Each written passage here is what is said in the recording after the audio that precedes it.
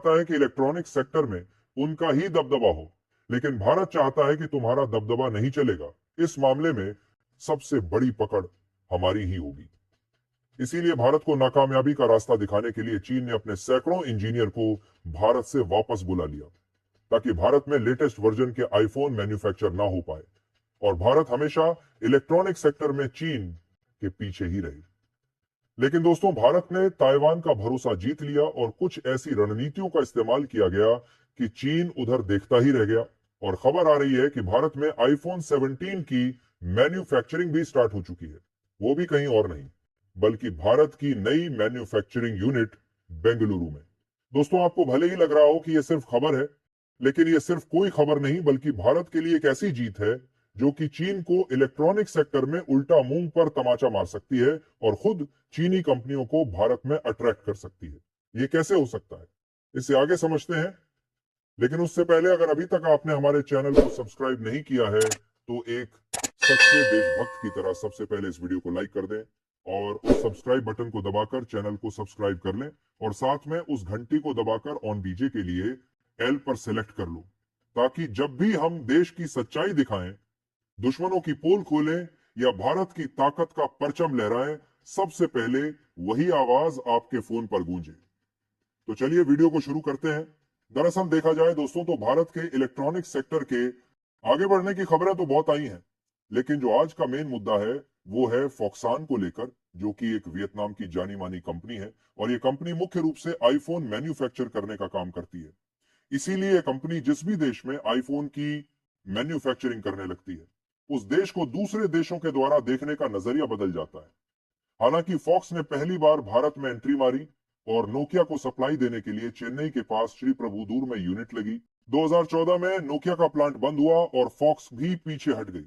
तब कई लोगों ने कहा भारत में मैन्युफैक्चरिंग टिकती ही नहीं, लेकिन असली खेल शुरू हुआ 2018 और 19 में, जब एप्पल ने फॉक्स को कहा कि आईफोन अब चीन से हटाकर भारत में भी बनाना है।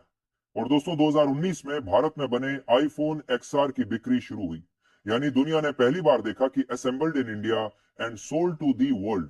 लेकिन दिसंबर 2021 में तमिलनाडु में फॉक्सी के प्लांट में हजारों मजदूर, जिनमें ज्यादातर महिलाएं थीं, अचानक सड़कों पर उतर आई। कारण यह था कि डोरोमेट्री की गंदगी, खराब खाना और फूड पॉइजनिंग। ऐसे में एप्पल ने तुरंत फैक्ट्री को प्रोबेशन पर डाल दिया, किचन सील हुए और प्रोडक्शन भी ठप हुआ। लेकिन यहीं से फैक्टन को बड़ा झटका लगा, जिससे उन्होंने सबक सीखा। सबक की भारत में मैन्युफैक्चरिंग तभी चलेगी जब वर्कफोर्स का सम्मान, सुविधा और सुरक्षा साथ होगी। आज फॉक्सक महिला कर्मचारियों के लिए सुरक्षित हॉस्टल और नई सुविधाएं बना रहा है। इसके बाद फॉक्सक ने 2022 में भारत के साथ वंता फॉक्सक सेमीकंडक्टर जॉइंट वेंचर यानी शुरू किया था, लेकिन 2023 में प्रोजेक्ट भी छोड़ दिया और दुनिया ने फिर कहा कि भारत फेल हो गया। लेकिन देखिए, किस्मत का खेल, क्योंकि भारत को मालूम था कि यह कंपनी चीन में ज्यादा इन्वेस्टमेंट करेगी तो चीन और भी ज्यादा आगे निकल जाएगा। इसीलिए भारत में फिर से इस कंपनी को अट्रैक्ट किया और नतीजा देखिए, 2025 में फॉक्सक ने एचसीएल के साथ मिलकर उत्तर प्रदेश में नया सेमीकंडक्टर चिप पैकेजिंग प्लांट लगाने का ऐलान कर दिया, जिसमें 3,706 करोड़ इन्वेस्ट करने का अप्रूवल दे दिया गया है और टारगेट है 2027 तक प्रोडक्शन। यानी फॉक्सक भारत में चिप्स से लेकर आईफोन तक की पूरी चेन बनाने जा रहा है। यही नहीं, तमिलनाडु में फॉक्सक का मेगा आईफोन प्लांट है, जहां आज लाखों आईफोन्स यहीं से निकलकर पूरी दुनिया में बिक रहे हैं।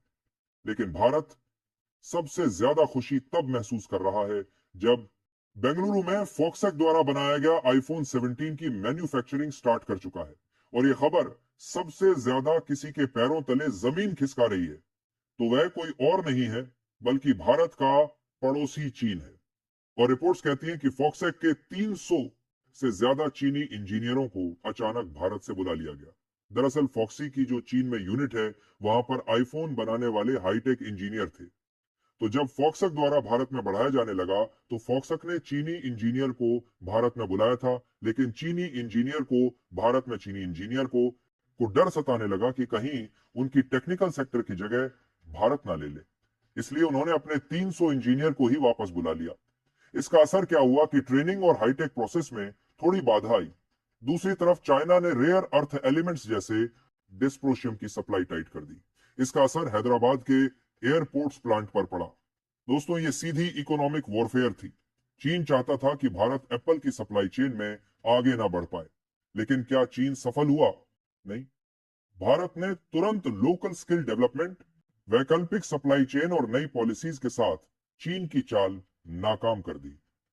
इसमें सबसे ज्यादा असर पड़ा है भारत की पीएलआई यानी प्रोडक्शन लिंक्ड इंसेंटिव स्कीम का। यही वजह है कि जहां 2014 में भारत में मोबाइल बनाने वाली सिर्फ 2 फैक्ट्रियां थी, आज 300 प्लस फैक्ट्रियां हैं और 99% फोन भारत में बनते हैं।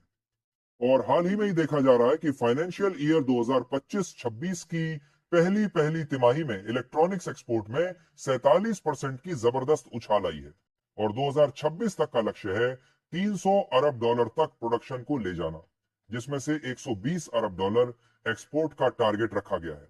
और यदि अकेले एप्पल को देखा जाए तो आज एप्पल अपने आईफोन्स का 14 से 17% भारत में बना रहा है। 2027 तक ये 25 से 30% से ऊपर होगा। यानी चीन का वर्चस्व टूट रहा है और भारत नई चोटी छू रहा है। और वियतनाम बेस्ड फॉक्सकॉन कंपनी का भी बहुत बहुत धन्यवाद कि चीन से भरोसा तोड़कर अपना भरोसा भारत पर कर रही है। और भारत पर भरोसा करने का पहला रीजन यही है कि इलेक्ट्रॉनिक सेक्टर में इंडियन गवर्नमेंट का सपोर्ट और विकसित भारत को लेकर नई नई योजनाएं जो इलेक्ट्रॉनिक सेक्टर के लिए रास्ता साफ कर रही हैं। और भारत का विजन साफ होने का नतीजा है कि फॉक्स की भारत यात्रा आसान नहीं थी। 2006 में आई, 2014 में चली गई, 2019 में लौटी, 2021 में झटके खाए, 2023 में सेमीकंडक्टर प्रोजेक्ट टूटा, लेकिन आज 2025 में फॉक्सएक भारत में आईफोन्स, एयरपड्स और चिप्स तीनों बना रही है। और चीन की हर चाल, फिर चाहे इंजीनियर बुलाना हो या रेयर अर्थ रोकना, नाकाम रही। और भारत का इलेक्ट्रॉनिक सेक्टर अब सिर्फ एक उद्योग नहीं बल्कि 21वीं सदी का नया स्टील सेक्टर बन रहा है। क्योंकि दोस्तों, अगर 20वीं सदी स्टील की थी तो 21वीं सदी इलेक्ट्रॉनिक्स और सेमीकंडक्टर्स की होगी। और इस बार भारत सिर्फ ग्राहक नहीं बल्कि वैश्विक सप्लायर होगा।